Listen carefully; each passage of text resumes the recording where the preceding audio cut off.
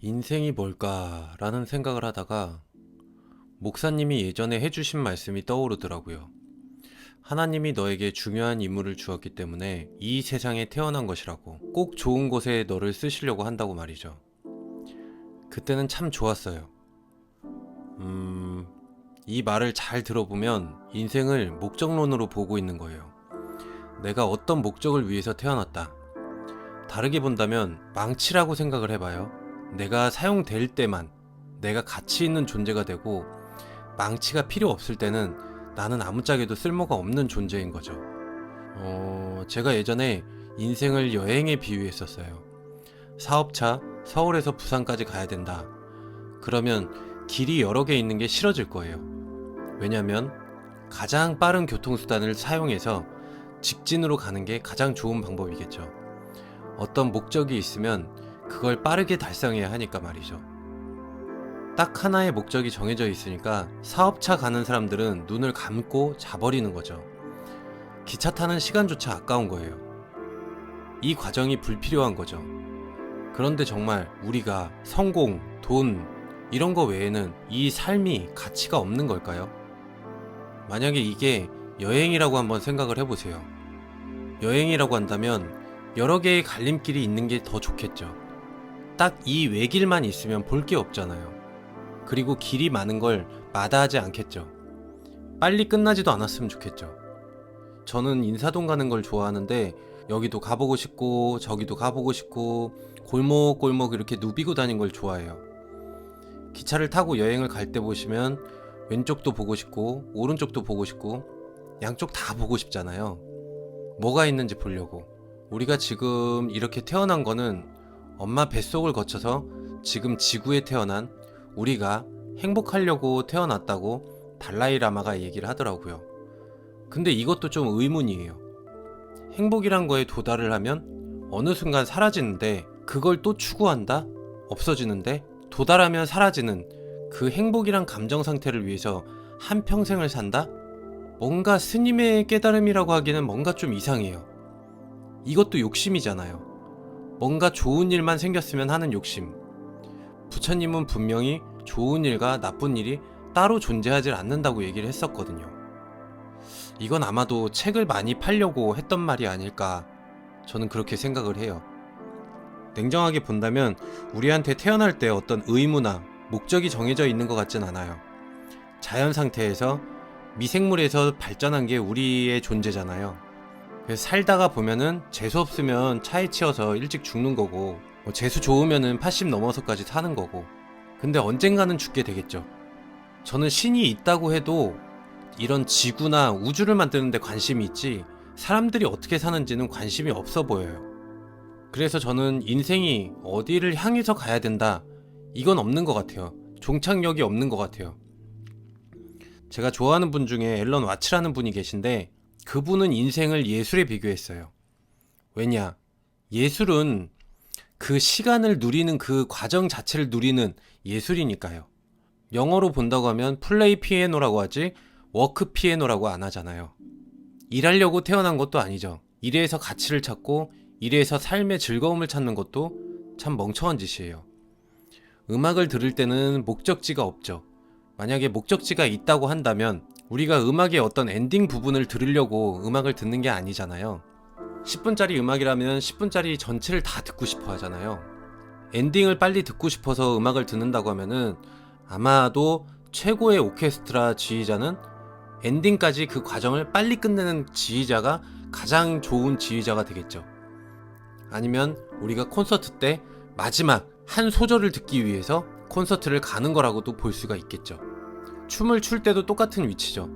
우리가 이쪽에서 뱅글뱅글 커플로 해서 춤을 춰가지고 여기까지 가려고 하는 게 아니잖아요. 이 춤을 음악이 끝나는 동안에 이 파트너와 즐겁게 추려고 추는 게 춤이죠. 춤을 추는 게 끝나지 않았으면 하고, 음악도 이 음악이 끝나지 않았으면 하는 거. 그러니까 우리가 좋아하는 가수, 저는 임재범을 좋아하니까 임재범의 콘서트를 만약에 갔다, 안 좋아하는 노래도 있을 수 있어요.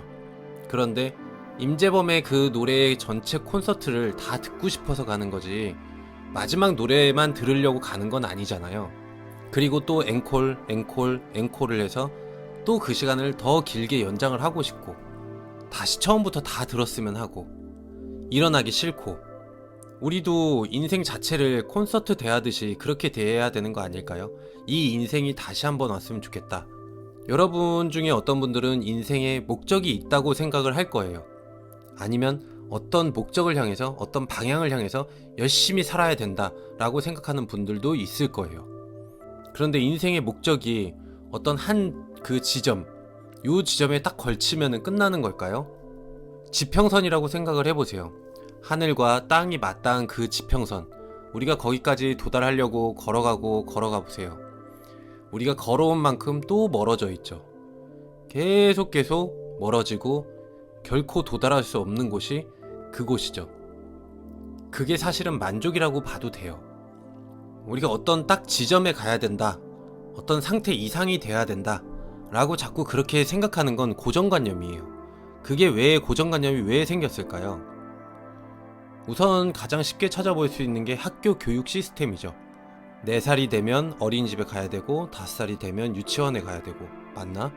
8살이 되면 1학년에 들어가야 되고 9살이 되면 2학년에 가야 되고, 중학교도 가야 되고 고등학교도 가야 되고, 수능 봐서 대학원 가고, 대학원을 가면 더 좋고 박사과정 밟고 그 다음에 사회생활을 하라고 하잖아요.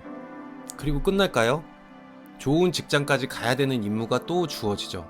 아니면 연봉이 나이대에 맞게 이 정도 나이면 이 정도 연봉을 도달해야 된다. 이게 계속 주어지죠. 그리고 결혼하기 위해서 차를 먼저 사야 된다, 집을 사야 된다, 이렇게 자격 요건들이 계속 갖춰지고 우리는 그걸 달성하려고 계속 노력하고 있죠. 어떤 분들은 주어진 목표와 방향이 있으면 좋겠다라고 하는 분들이 있어요. 그런데 그게 주어지면 실제로는 평생 그것 때문에 스트레스를 받게 되겠죠. 그 목적을 달성하면 우리가 행복해질 거라고 사회에서는 그렇게 얘기를 해요. 돈을 많이 벌어야 행복하다, 뭐 해야 행복하다, 이런 조건들을 어렵게 만들어놔요. 그런데 그걸 달성해도 행복하지가 않죠. 행복은 돈과 별개니까요. 강남 부자들만 한번 보세요. 20억짜리, 30억짜리 갖고 있는 분들 많아요. 강남에 돈 많은 사람들 정말 생각보다 많아요. 상상할 수조차 없어요. 그런데 그분들조차 계속 재테크 정보 알아보고 뭐하고, 근데 이분들의 문제는 옆집에 똑순이 엄마가 갑자기 돈을 많이 벌었어. 그 근처에 10집, 20집의 엄마들이 다 스트레스를 받아요. 그리고 그 옆에 있는 아빠들 동시에 다 스트레스를 받아요. 우리도 또 그만큼 가야 되니까. 잘하고 있었는데도 불구하고 더 빨리 달리기 위해서 더 노력을 하게 돼 있어요. 나이는 점점 먹어가고 능력은 점점 떨어지는데 더 잘 벌어야 되는 그런 의무가 또 주어지는 것 뿐이죠. 분명히 돈이 없는 것보다는 삶의 질에서는 좀 차이가 있을 거예요. 그것도 무시할 수는 없어요. 그런데 무언가를 향해서 평생 그렇게 자신을 압박하면서 살아가는 사람들은 아까 음악이나 춤처럼 그 인생 자체를 즐기지 못하게 되는 거죠. 60살 먹으면은 돈이 있으나 없으나 무릎 나가는 건 똑같아요. 80 먹어서 죽을까 말까, 치매가 걸릴까 말까, 이거는 다 똑같이 와요. 그리고 더욱더 문제는 할 일 없고 뭘 해야 할지 그걸 몰라요. 아까 전에 제가 없는 것보다는 있는 게 낫다고 했어요. 어느 정도는 여유 있게 살아야겠죠. 여유라는 말이 좀 그렇지만 안정은 돼야겠죠. 돈 때문에 불안하지는 않아야겠죠. 근데 미래에 대한 그런 막연한 그렇게 이만큼 벌어야 된다 이런 거 말고 현재 상태가 안정되는 정도까지가 우선은 필요하다라는 거죠. 그리고 그 상태가 된다면 인생에도 관심을 가져야 돼요. 집이 좋아졌다고 해서 삶의 질이 올라간 게 아니라 인생 그 자체의 질이 어느 정도 되느냐, 내가 행복할 줄 아느냐, 즐거울 줄 아느냐, 그 상태를 봐야 된다라는 거예요. 자, 연금술의 얘기로 끝을 한번 내볼게요. 연금술에 관련된 책이 연금술사인가? 그 책 있죠. 그 기나긴 순례길을 걷다 보면은 마지막에 사람들은 어떤 장엄한 그런 광경을 만나게 될 거라고 생각을 해요. 아니면은 그 길을 걸음으로 해서 어떤 깨달음을 얻던지 이게 왔으면 좋겠다고 생각을 하고 순례길을 또 가죠. 그런데 정작에 그 길을 가는 사람들은, 순례자나 연금술사들은 그 길을 왜 가느냐, 그 끝에서 뭘 하느냐라고 한다면 그 길을 걸어서 그 끝에서는 현자의 돌을 만들 수 있는 그 재료를 얻어가는 거예요. 근데 그 돌이 어떻게 생겼냐면 똥처럼 생겼어요. 사람들은 그걸 봐도 그냥 버리고 가요. 봐도 모르는 거예요. 시커멓고 못생겼고 이쁜 동글동글하거나 반짝이는 그런 것들이 아니에요. 연금술사들은 그런 걸 주워서 연금술을 써서 순금으로 만드는 거죠. 그래서 순례길을 가는 거예요. 그런 하찮은 것들로 해서 아름다운 황금을 만드는 게 연금술이라는 거죠. 이해가 가셨나요? 인생도 그렇다는 거예요. 이 순례길을 걸어서 끝에 뭔가 대단한 게 있는 게 아니라, 뭔가 큰 깨달음이 있는 게 아니라 보잘것없고 하찮은 걸로 아름답게 승화를 시키는 거, 그게 우리의 임무인 거죠. 인생을 예술로 만들어야 될 게 우리의 이상적인 목표고, 그걸 추구를 해야 되는 거죠. 우리는 살아가면서 자기 자신을 속이면서 살아가게 됩니다. 무언가를 추구해야 된다, 무언가를 달성해야 된다, 그런 걸 인생이라고 생각하면서 살아왔고 앞으로도 또 그럴 수 있어요.